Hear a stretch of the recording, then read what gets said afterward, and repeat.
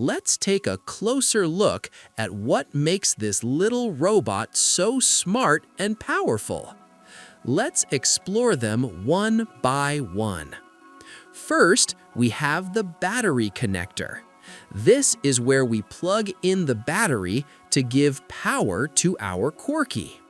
Without the battery, Quarky won't move or light up. Once the battery is connected properly, Quarky is ready to wake up.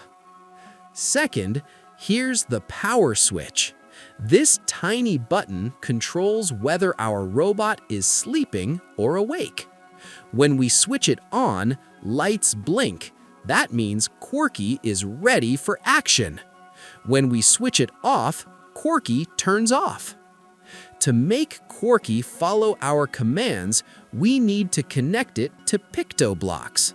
There are two ways to connect.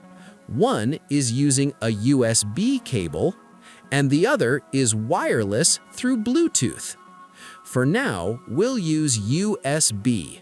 This is the USB-C port, and this is the USB wire.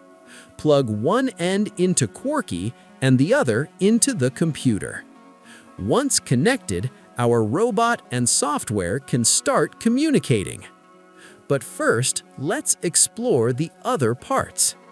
So, now let's look at the speaker on the middle of the Quarky board. This speaker helps Quarky play sounds, music, and speak. On the front side, the small dot is where the sound comes out.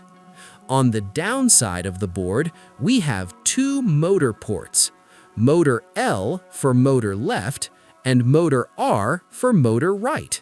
These let Quarky move forward, backward, or turn in any direction. At the front, you can see a grid of 7 columns and 5 rows, means total of 35 LEDs. This is the 7x5 RGB LED matrix. We can program these LEDs to show emotions, pictures, symbols, and animations. On the both side of the display, there are two small buttons. Right one is R. Left one is L. These are tactile switches. We can program them for different actions, like press left for smile or press right for movement.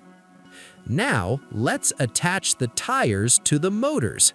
We have these types of tires, and this is very easy to connect them. Just plug them with the gear of motors. These help Quarky move smoothly and turn easily.